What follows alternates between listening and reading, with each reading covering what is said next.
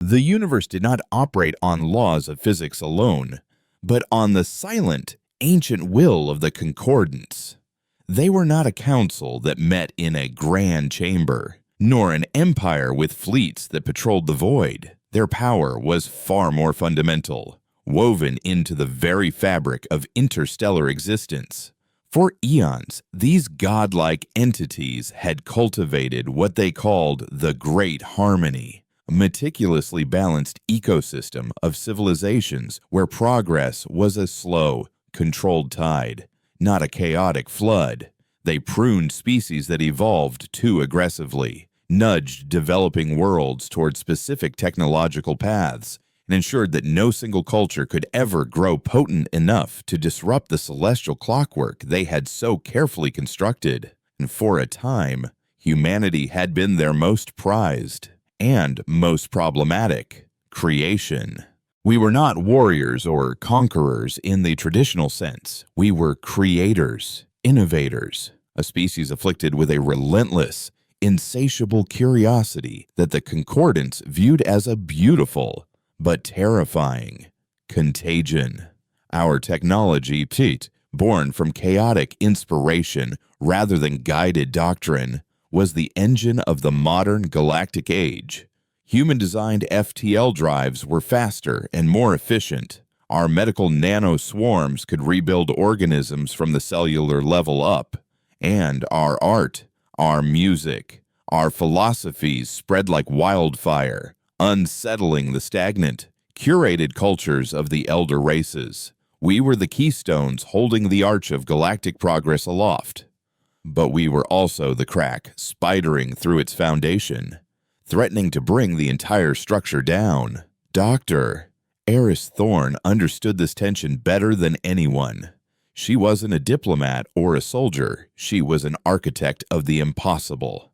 From her laboratory on the orbital station Epsilon Prime, orbiting a placid gas giant in the neutral territory of the Cygnus Arm, she wrestled with the very nature of space-time. Her work was in theoretical subspace mechanics, a field so advanced that even her most brilliant colleagues, a diverse collection of beings from a dozen different worlds, struggled to keep pace.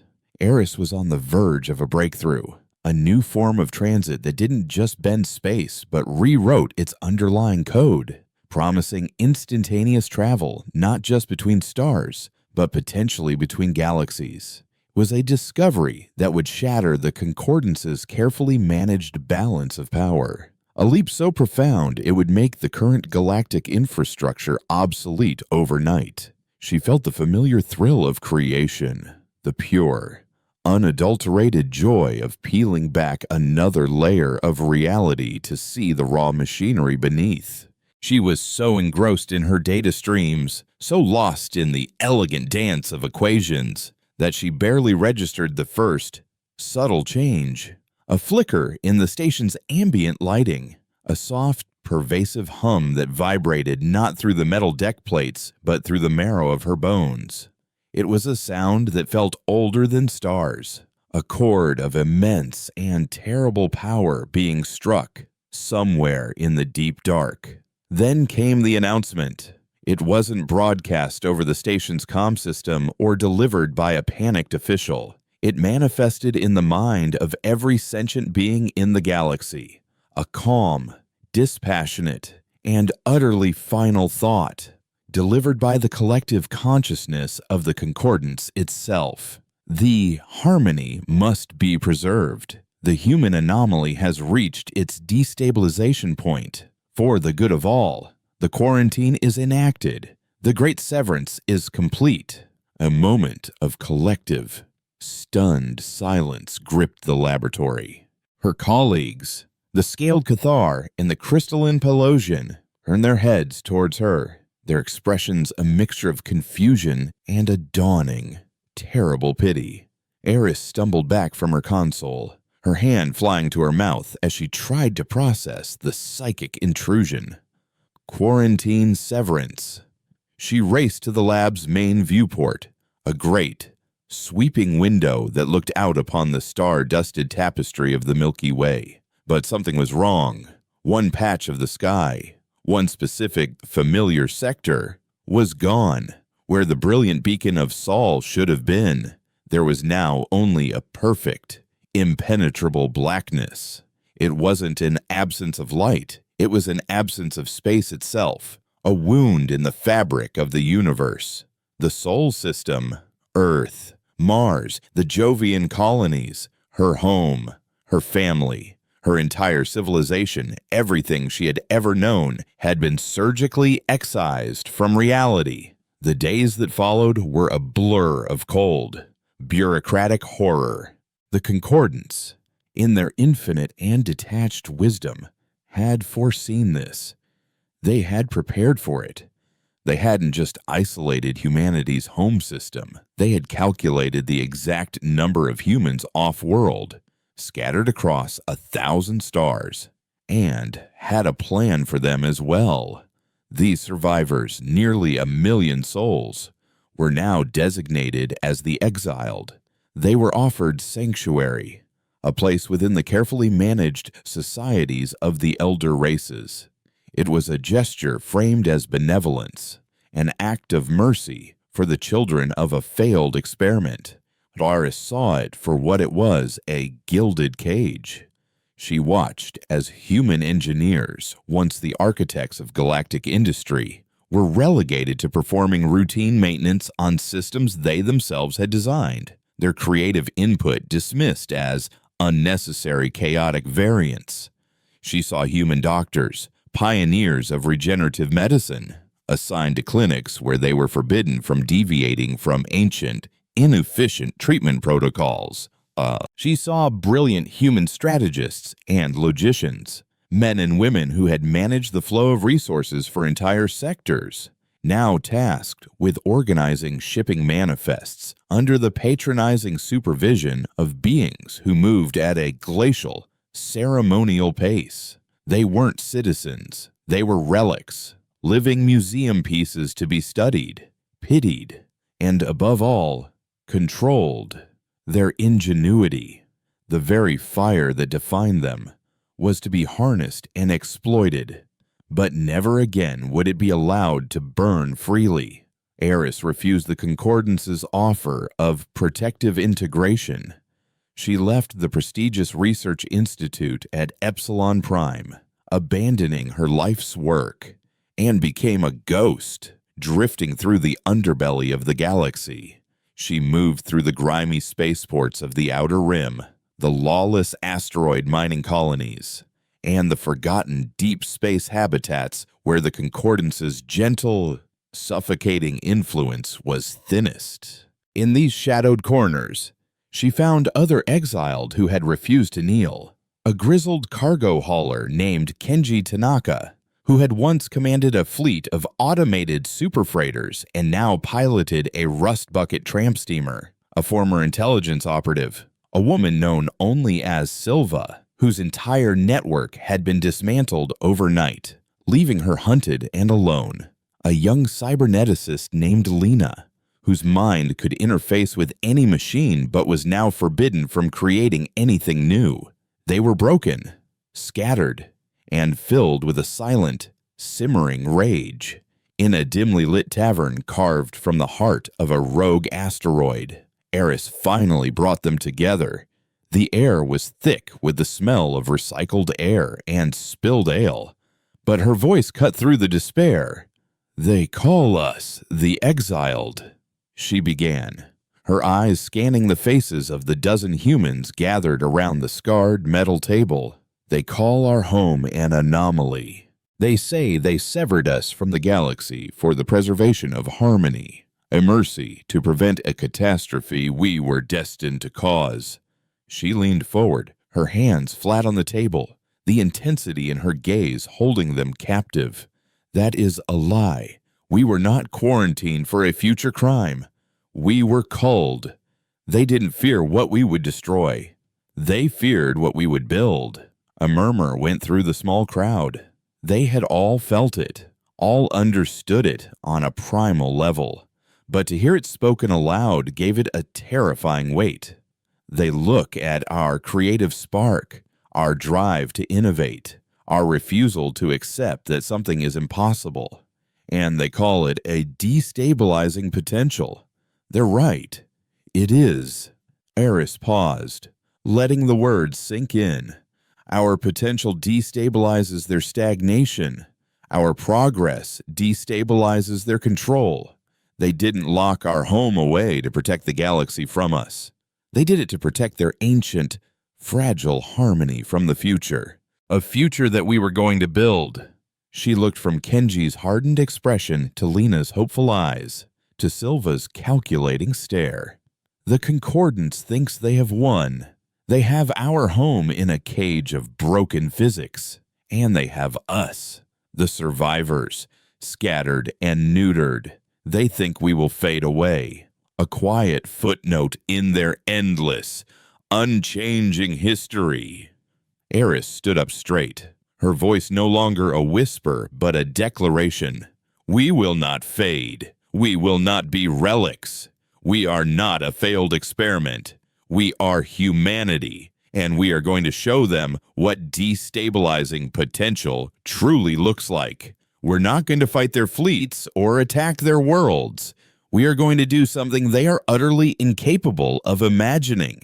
Kenji Tanaka leaned back, a slow, dangerous smile spreading across his face.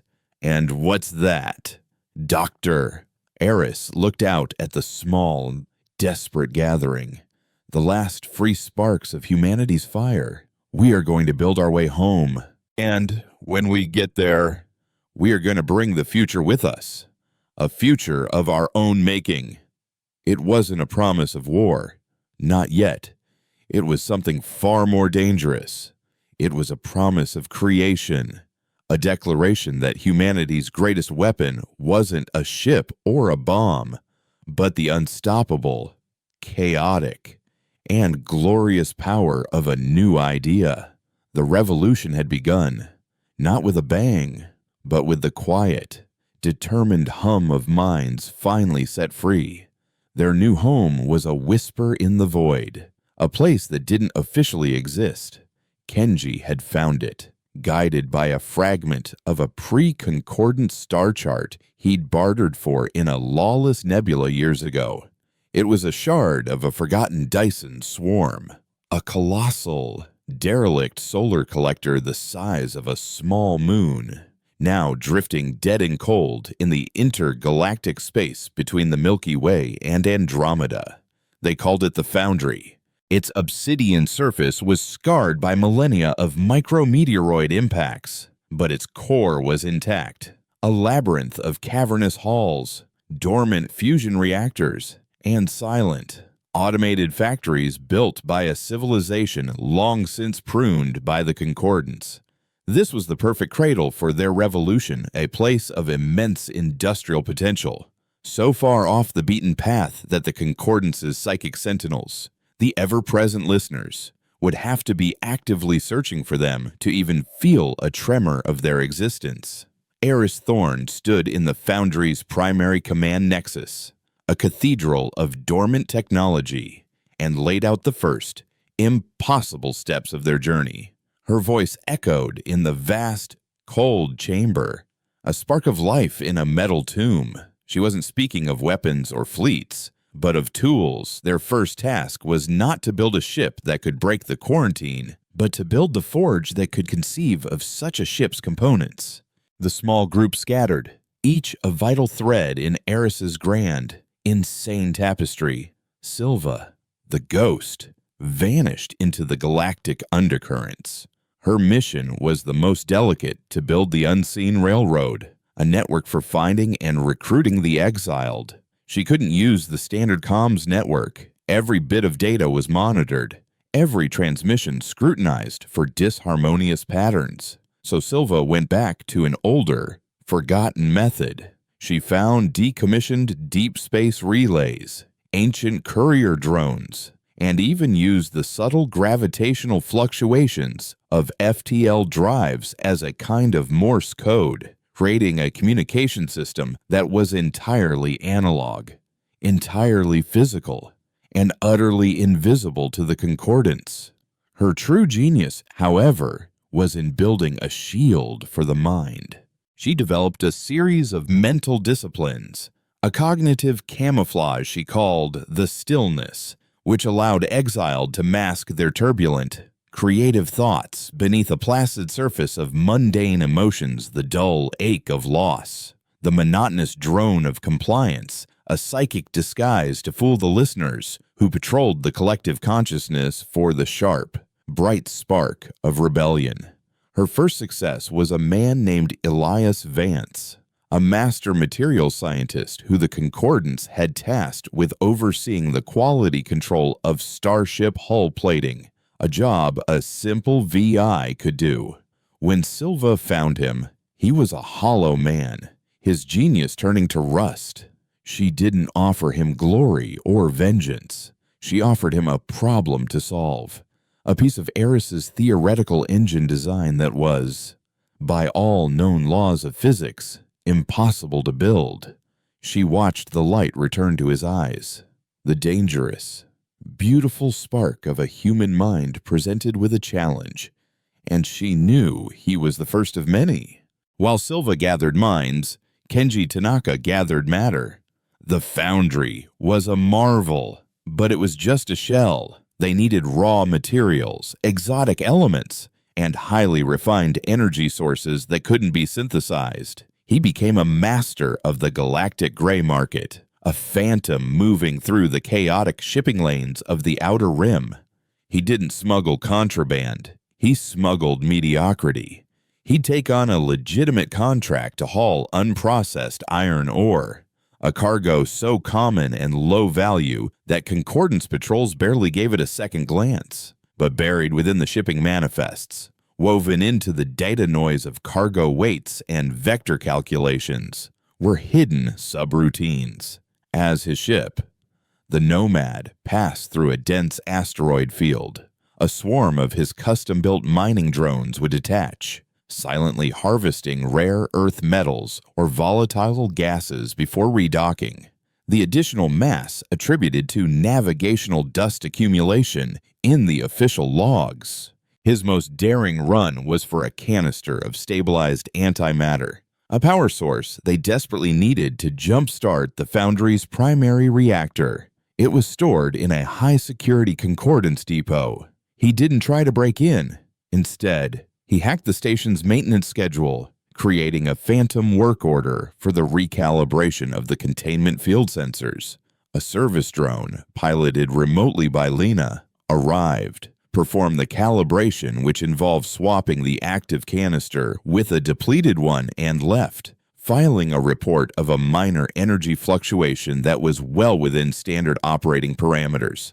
Kenji flew away with a star's heart in his cargo hold, his official record showing nothing more than a timely delivery of industrial lubricants. He was fighting the Concordance not with weapons, but with their own crushing bureaucracy, turning their rigid, predictable systems against them.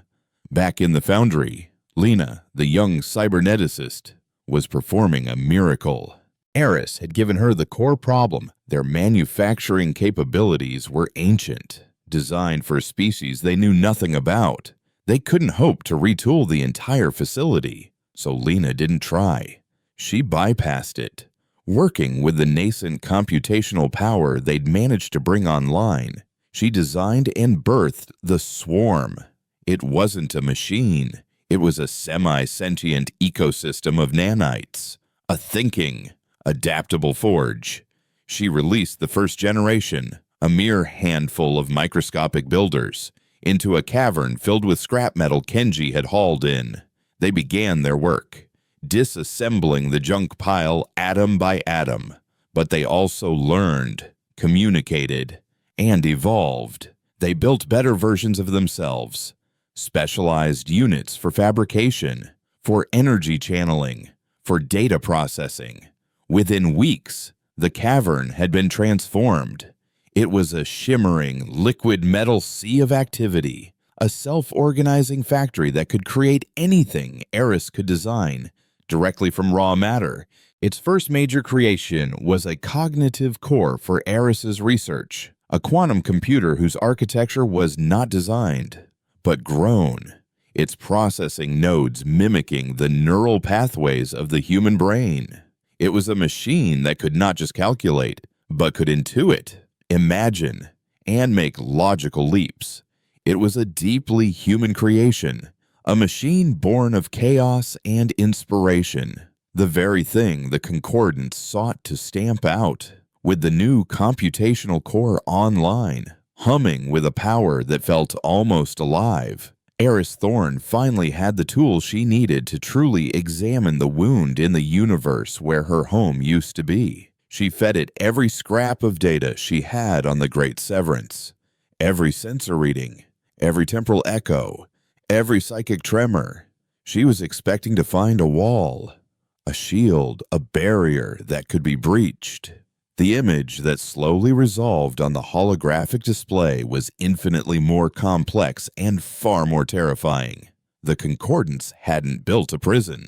They had performed an act of cosmic surgery on a scale she could barely comprehend. They had taken the entire Sol system, a bubble of space-time containing a star and its 9 planets, and had folded it, twisting it in upon itself through higher dimensions, creating a topological paradox, an infinitely dense, self-healing knot in the fabric of reality.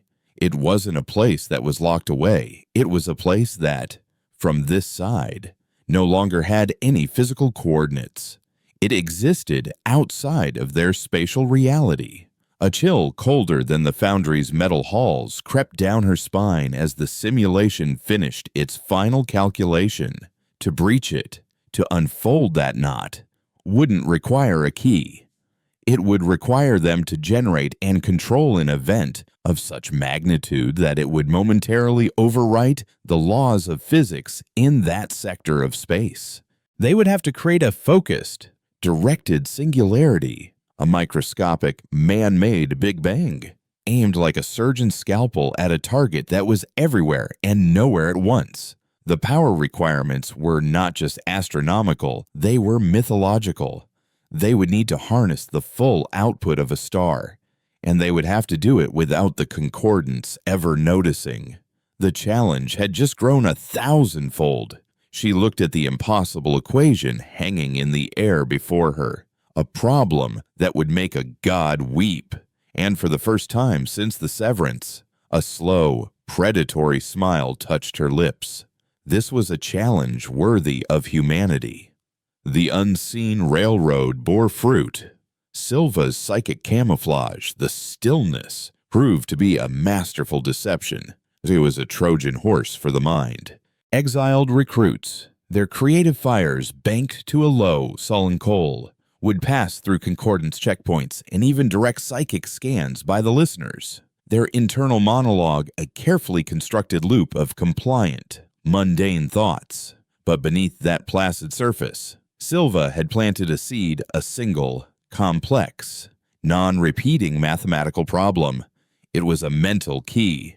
Only when they were safely in the isolation of deep space, far from any psychic eavesdroppers, would they receive the final variable via one of Kenji's ghost transmissions.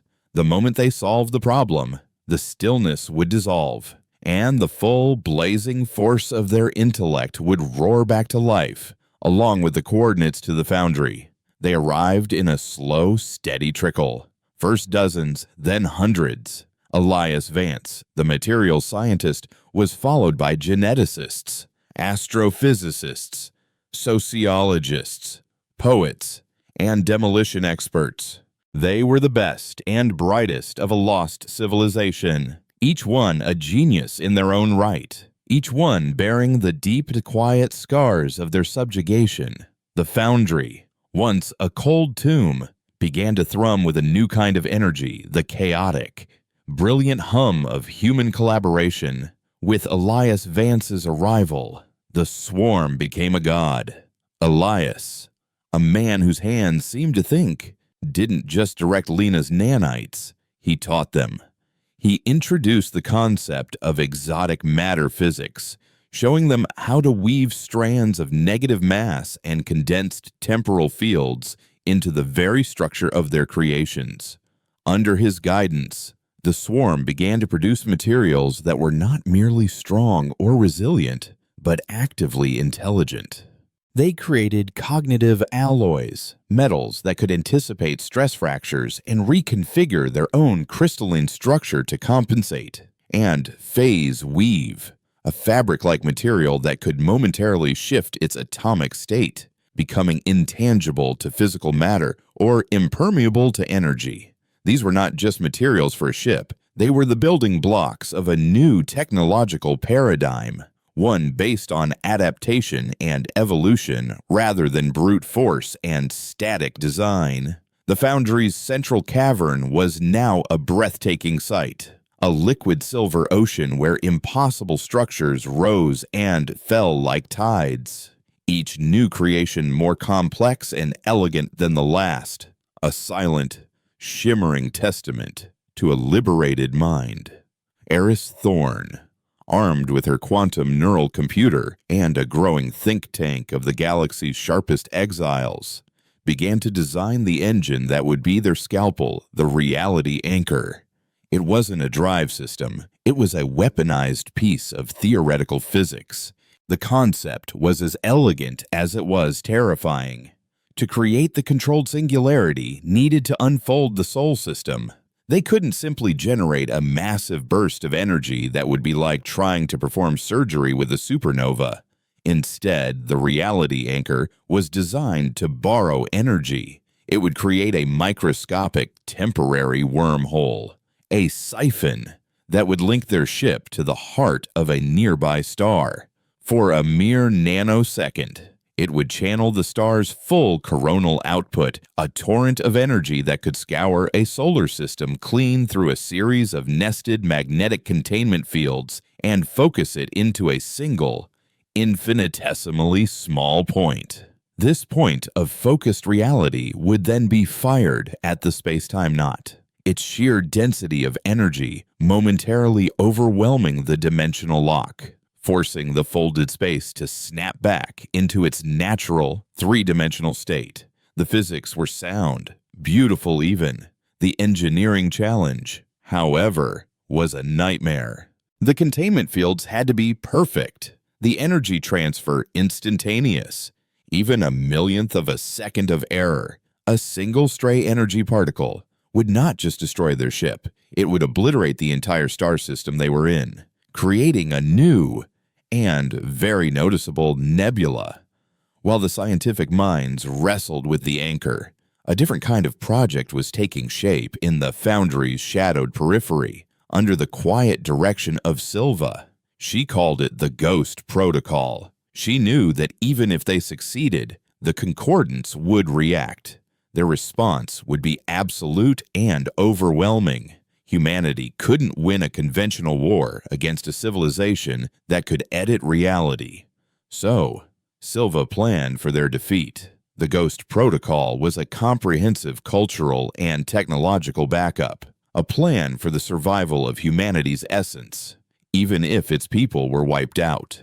Working with sociologists and data archivists, she began compiling the Human Lexicon, a condensed repository of their entire history, art, science, and philosophy. It was encoded not onto data crystals, but into the very genome of a custom-designed radiation-proof bacterium. This bacteria, carried in microscopic, self-replicating probes, would be scattered throughout the galaxy in the final moments before their assault. They would lie dormant in the atmospheres of gas giants, the ice of comets, and the dust of dead worlds for millions of years if necessary, waiting for a trigger, a specific cosmic ray frequency that would initiate their final directive to integrate their genetic data into the primordial soup of nascent, life-bearing planets. It was a desperate, audacious gamble. If they failed, humanity would not be a memory. It would be a seed, planted in 1,000 unknown gardens, ready to grow again. Silva was ensuring that even in extinction, humanity's chaotic, beautiful, destabilizing potential would never truly be erased from the universe. The ship itself began to take form, a collaborative masterpiece born from the swarm's forges. It was named the Odyssey. It wasn't built, it was grown. Its internal structure a semi-organic lattice that could shift and reconfigure itself as needed. Its hull was layered with Elias Vance's phase weave, allowing it to become a ghost, slipping through sensor nets and even physical matter for brief periods. It had no bridge in the traditional sense. Instead, its command center in Titer was a neural interface chamber where Eris, Kenji, Lena, and Silva would connect their minds directly to the ship's quantum neural core, piloting it not with controls, but with collective or unified thought. The ship was a living extension of its crew. But their greatest innovation, and their greatest risk, was the power source for the ship's conventional systems and, more importantly, the device that would initiate the reality anchor siphon. They didn't have a star to power their own star-sized weapon, so Kenji and his team of scavengers built the Echo Core. It was a paradox engine. It drew its power from a captured temporal echo, the faint, residual energy signature of a long-dead supernova that Kenji had located in a forgotten sector of space. The core didn't consume fuel. It drew power from an event that had already happened, tapping into a ghost of cosmic violence billions of years old.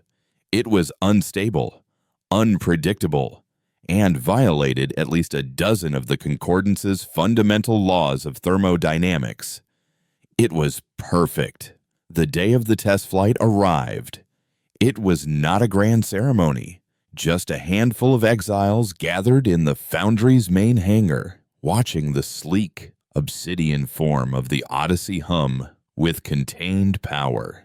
The plan was a simple, terrifying shakedown cruise. They would use the phase weave to slip out of the Foundry undetected, perform a short-range FTL jump using the Echo Core, and return. It was a test of the two most critical and experimental systems on the ship. Eris and her command crew took their places in the neural interface chamber, sinking into the cool, liquid gel couches as the connections were established. For a moment, there was a dizzying rush of shared consciousness, Kenji's calm focus, Lena's excited curiosity, Silva's watchful paranoia, all blending with the vast, alien intelligence of the ship itself. Through the ship's senses, Eris saw the hangar doors slide open, revealing the star-dusted infinity of the intergalactic void. Kenji gave the mental command.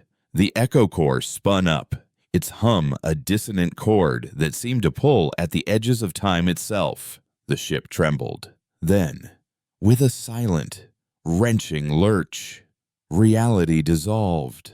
For a heart-stopping second, they were nowhere. A disembodied consciousness adrift in a sea of pure potential. Then, just as suddenly, the stars snapped back into place. Different constellations. A new patch of sky. The jump was successful. A wave of collective relief washed through their shared mind. It was short-lived. A new sensation intruded upon their shared consciousness. It wasn't a sound or a light. It was a feeling, a pressure, a sense of being seen. It was a cold, ancient, and immensely powerful awareness. On the ship's long-range sensors, a distortion began to form. Not a ship, but a ripple in space-time, a localized flicker in the universal constant. Eris recognized the signature from her research. It was a listener, not a psychic projection, but a physical manifestation, a being of pure thought and energy taking form in the void. They had been found. The Echo Core, their ghost-powered engine, had not been silent after all. Its temporal dissonance had not sent out a wave, but an echo, a vibration that traveled not through space, but through time. The concordance hadn't detected where they were, but when they were. The listener wasn't just observing them, it was observing a paradox, an anomaly in the flow of causality, and it was moving to correct it. Silva, Eris thought, her mind racing, Phase weave. Now, the command was given. The Odyssey shimmered, its physical form dissolving into a ghostly, translucent outline. The listener coalesced, no longer a ripple, but a being of burning, geometric light, and unleashed a wave of pure, deconstructive force. The wave passed through the Odyssey as if it were nothing but a mirage, but Eris felt the strain. Maintaining the phase shift under such an assault was like trying to hold a bubble steady in a hurricane. They couldn't hold it for long. They had built their ship to be a ghost, but now they were being hunted by a god, and they were a long, long way from home. Panic was a luxury they couldn't afford. In the shared mental space of the Odyssey's command crew, individual fear was instantly subsumed by collective purpose. Silva's mind was a fortress of ice. Her thoughts focused entirely on modulating the phase weave's frequency, keeping them one step ahead of the listener's deconstructive pulses. Each wave of energy that passed through their intangible hull sent a jarring feedback shock through the neural interface, a phantom sensation like their very atoms were being pulled apart and reassembled. Kenji, the pilot, was their anchor to the physical world. He wasn't trying to outrun the listener, a pointless endeavor. He was weaving the Odyssey through a cosmic graveyard, a dense field of rogue planetoids and stellar debris. His strategy was one of misdirection. He'd flicker the phase weave off for a microsecond behind a massive chunk of ice or rock, letting the listener's next attack vaporize the obstruction, buying them precious moments as the entity recalculated their non-existent position. It was a deadly game of cosmic peekaboo, and the slightest miscalculation in timing would mean instant annihilation. Meanwhile, Lena's consciousness was a whirlwind of frantic energy, diving deep into the ship's systems, her mind a torrent of code and energy schematics. The echo core was their biggest problem. The temporal emissions were a beacon, a lighthouse screaming their location across space-time. They couldn't shut it down without it. They were deadbeat in the water, but Lena thought she could change its song. Working with the ship's quantum neural computer, she began to design a temporal buffer, a complex energy field that wouldn't suppress the echo core's signature, but would instead scramble it, making it chaotic and unpredictable. It would be like trying to find a single specific radio station in a storm of white noise. It was a desperate, untested theory, and building the necessary energy matrix on the fly, while the ship was being actively torn at by a god, was like trying to perform brain surgery on a roller coaster. The swarm, responding to her mental commands, began reconfiguring a section of the engineering hull, its liquid metal flowing and hardening into the exotic components of her design. It was Eris who saw the true, terrifying nature of the trap. The listener wasn't just attacking, it was corralling them. Every maneuver Kenji made, every piece of debris he used for cover, was subtly guiding them, funneling them towards a specific point in space. It was a slow, patient, and inescapable herding. She expanded the ship's sensor range, pushing past the immediate chaos of the hunt, and saw their destination. It was a gravitational anomaly, a dead zone in space, a black hole, not a supermassive one, but a small, ancient, stellar remnant, cold and quiet. But the listener wasn't pushing them into the singularity. It was pushing them towards the accretion disk, a swirling, chaotic vortex of superheated gas and matter spiraling towards the event horizon. Eris understood the entity's cold, alien logic. The intense gravitational forces and radiation flooding the accretion disk would play havoc with their phase weave. They would be forced to become tangible, and once they were solid, the listener would have them. It was a perfect trap, using the laws of physics as the bars of their cage. "It's not trying to kill us," Eris projected into the shared consciousness, her thought a spike of cold dread. Not yet. It's trying to capture the ship. It wants to know how the Echo Core works. It's studying us. That realization was more chilling than the threat of destruction. The Concordance didn't just prune anomalies, it dissected them, learned from them, and absorbed their knowledge to strengthen its own unchanging harmony. They were not just prey, they were a prize. The pressure intensified. The phase weave began to flicker and fail as they drew closer to the black hole's gravitational maw. Through the ship's senses, they could see the terrifying beauty of their predicament, a river of incandescent plasma, wider than a dozen solar systems, flowing inexorably towards a point of perfect blackness. It was like being on a raft, pushed towards a waterfall of space-time. Lena. Status. Kenji's thought was strained, the effort of his piloting becoming almost unbearable. I can't hold this course much longer. The gravity shear is tearing us apart, even in phase. Almost there, Lena's mind screamed back, a frantic symphony of energy equations and nanite command protocols. The buffer is built, but integrating it with the Echo Core, it's like trying to connect a river to a ghost. The temporal mechanics are fighting me. It was in that moment of desperation that Silva, the silent, watchful ghost, saw the path.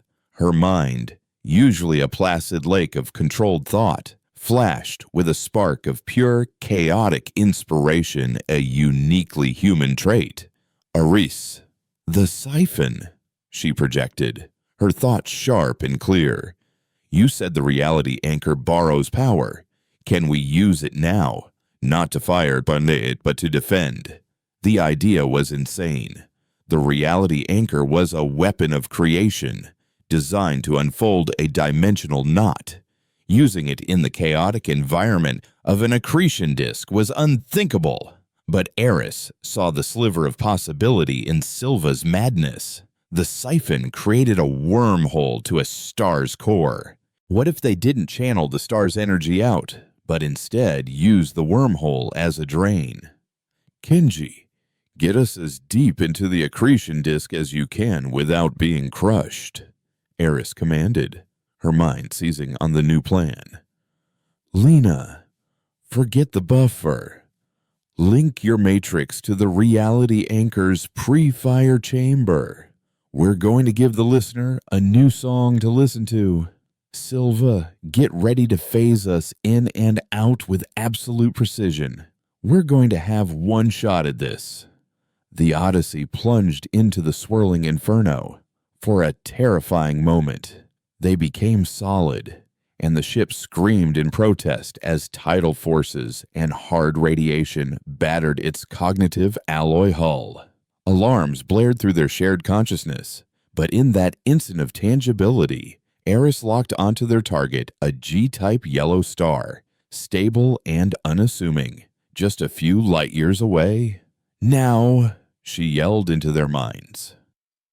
The reality anchor activated. The microscopic wormhole, the siphon, tore open a path not to fire a weapon, but to open a floodgate. The superheated plasma of the accretion disk, trillions of tons of incandescent matter, found a new path of least resistance. Instead of flowing into the black hole, it began to pour through the siphon, shunted through the wormhole, and ejected into the heart of the unsuspecting star. The effect was instantaneous and catastrophic. The sudden, massive infusion of foreign matter into the star's core triggered a runaway fusion reaction. The star began to convulse. Its delicate gravitational pressure balance shattered. It swelled, its color shifting from yellow to an angry, bloated red. From the listener's perspective, a nearby, stable star had just, for no logical reason, begun to go supernova. The entity paused, its attack faltering for the first time. Its entire existence was based on the predictable, harmonious laws of the universe. All I see is spawn. What it was witnessing was not disharmony, it was cosmic madness, an effect without a rational cause. This was not a violation of the Concordance's laws, it was a violation of reality itself. In that moment of divine confusion, Lena finally slammed the temporal buffer into place around the echo core. Their temporal signature vanished, swallowed by the buffer's chaotic noise. Silva engaged the phase weave, said, and Kenji, no longer needing to dodge, gunned the freshly cloaked engine and shot them out of the accretion disk and into the clear, dark void, away from the dying star and the stunned god. They fled, leaving behind a scene of impossible physics. The listener, a being of pure logic and order, was left to contemplate a supernova that should not have happened, a ghost ship that had weaponized the laws of nature against it, and a trail that had gone utterly, completely cold. Back in the silent, shared mind space of the Odyssey, there was no celebration. There was only the cold, stark realization of what they had just done. They had not just escaped, they had escalated. They had proven that humanity's destabilizing potential was not just about building new technology. It was about the ability to look at the fundamental rules of the universe and ask, what if they had turned a star into a bomb? A feat of cosmic vandalism so profound, it would send shockwaves through the Concordance. Eris Thorne looked at the fading light of the man-made supernova on the ship's sensors.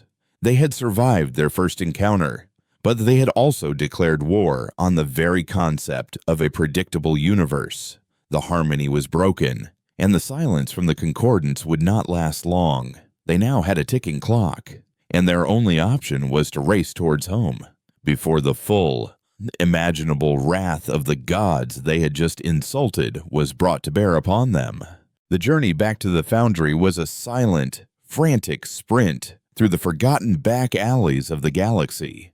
News of their encounter and of the inexplicable supernova traveled faster than they did. Silva's unseen railroad, which had once been their lifeline, became a web of tripwires. Concordance patrols, once predictable and bureaucratic, were now erratic and aggressive. The listeners were no longer passive sentinels, they were active hunters, their psychic gaze sweeping across the void with a focused, terrifying intensity. The stillness, Silva's mental camouflage, was no longer enough. The Concordance wasn't just looking for rebellion anymore. They were looking for the specific, chaotic signature of human ingenuity. The Odyssey slipped through the tightening net, a ghost pursued by gods. Its phase weave and Lena's temporal buffer pushed to their absolute limits. They didn't dare use the echo core for another FTL jump. Instead, they made a long series of micro jumps, a painstaking and slow process, but one that kept their temporal signature too faint to pinpoint.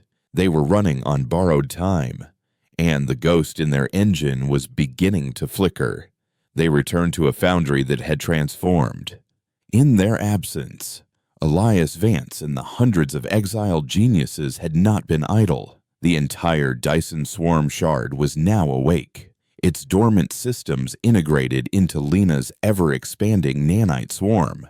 It was no longer a derelict station, it was a living fortress, a testament to what humanity could build when unshackled. But a fortress was a static target. Eris knew that the moment the Concordance found them, it would be over. Their only hope was to complete the Odyssey's mission before that happened, and the final preparations for the assault on the Sol system quarantine began immediately. The atmosphere in the Foundry was a strange mixture of exhilaration and dread. They were on the cusp of achieving the impossible, of liberating their home. But the specter of the listener and the enraged Concordance hung over them like a shroud. This was not just a rescue mission, it was a species-defining gamble, a final, desperate throw of the dice. While Elias and his teams performed the final calibrations on the reality anchor, Silva initiated the final phase of the Ghost Protocol, a fleet of tiny, near-undetectable probes, each carrying the bacterial human lexicon, detached from the Foundry and dispersed into the void on long, slow trajectories towards 1,000 distant, nascent star systems. It was a somber, silent exodus, the launch of their species' last will and testament. If they failed here, their story would not end. It would simply lie dormant, a seed of chaos waiting for a new spring. It was a plan born of pragmatism, but it felt like an admission of defeat before the final battle had even been fought. Eris watched the probes vanish from the sensor screens, a quiet prayer on her lips for a future that might never know their names. The day came, the Odyssey, refitted and humming with a power that seemed to strain against its own hull, stood ready in the main hangar. Eris, Kenji, Lena, and Silva took their places in the neural interface chamber one last time. As their minds merged with the ship, they could feel the collective hope and fear of every soul in the Foundry, a silent, powerful chorus of support. There were no grand speeches, no final goodbyes. There was only the mission. The Odyssey phased out of the Foundry, slipping into the void like a phantom. Their target was a precise set of coordinates in the Orion Arm, a seemingly empty patch of space where, according to Eris's calculations, the dimensional knot of the Sol system was anchored to their reality. The journey was tense. They moved with a stealth that bordered on non-existence. Every system running cold, their very presence a whisper in the cosmic wind. They could feel the listeners searching, their psychic probes sweeping through sectors like searchlights through a dark ocean. But the Odyssey was a creature of the shadows, and it slipped past them, unseen. They arrived at the target coordinates. Through the ship's esoteric sensors, they could see it, a non-space, a wound in reality, a place where the stars themselves seemed to bend and warp around an invisible point of infinite complexity. It was the cage that held their home. Elias, are you ready? Eris projected, her thought a tight beam back to the Foundry. The anchor is stable. Eris, came the reply, calm and steady. We are slaved to your activation sequence. Once you open the siphon, we will be monitoring the energy flow. But be warned, the moment you begin, every listener in this quadrant will know exactly where you are. You will have minutes, perhaps seconds, before they descend. Eris took a final, deep, mental breath. She looked through the ship's eyes at the silent, beautiful wound in the universe. Let's go home, she thought. The command was given. The reality anchor fired. The siphon tore open, a pinprick of a wormhole connecting them to the heart of a blue giant star hundreds of light years away. The torrent of energy that surged through it was beyond comprehension, a river of pure stellar fire. The nested magnetic fields of the anchor groaned under the strain, but they held. The energy then focused down to a point smaller than an atom, struck the dimensional knot. For a moment, nothing happened. The universe seemed to hold its breath. Then, with a silent, violent shudder that shook the very fabric of space-time, the knot began to unravel. On the ship's sensors, a new reality bloomed into existence. A brilliant yellow star appeared where there was once nothing. 9 planets, their orbits perfectly preserved, snapped back into their rightful places. The Sol system was free. A tidal wave of pure, unadulterated joy washed through the shared consciousness of the command crew. Through the Odyssey's powerful telescopes, they could see it.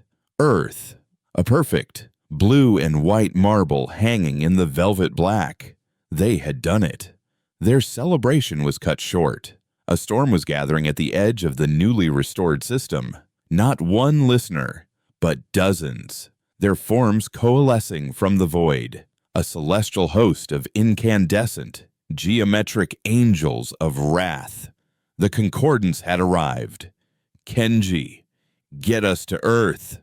Full power, Eris commanded, the joy in her mind replaced by cold, hard resolve.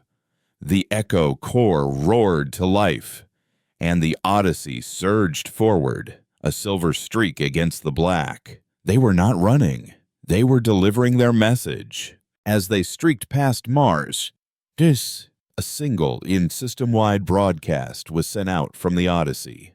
It was not a demand for surrender or a declaration of war. It was Eris Thorn's voice, calm and clear, speaking to the listeners, to the concordance, and to the entire galaxy. You sought to preserve harmony by caging the future. You severed us from our home to protect your stagnation from our potential. Today, we have proven that no cage can hold an idea. Humanity is not an anomaly to be pruned. We are a fundamental force of change, as inevitable as gravity. You can no longer dictate the course of evolution. She paused. As the Odyssey entered Earth's upper atmosphere, the listeners hot on their tail. We are not here to conquer you. We are here to offer you a choice. Evolve with us, or be left behind in the dust of the past you so desperately cling to. The great harmony is over. The age of creation has begun. The listeners paused at the edge of Earth's gravity well, their deconstructive energies held in check. They were beings of logic, of predictable patterns. They had come to eradicate an enemy, but they were faced with a philosophical ultimatum, delivered by a species that had just rewritten the laws of physics to retrieve their home. They were faced with a future they could not calculate. Below them, on the surface of a planet that had been isolated for years, the first alerts began to spread. A single, unidentified ship of impossible design was descending from the heavens. For the billions of humans trapped in the quarantine, it was a day that would be forever marked as the end of their isolation and the beginning of a new, uncertain, and gloriously chaotic future. The war was not over. In many ways, Twilight had just begun. But it would not be a war of ships and weapons. It would be a war of ideas, a struggle between a future of infinite, unpredictable possibility and a past of perfect but sterile order. Aboard the Odyssey, Eris Thorn looked down at the world she had fought so hard to reclaim. A new, dangerous, and wonderful smile spreading across her face. Humanity was home, and they had brought the future with them.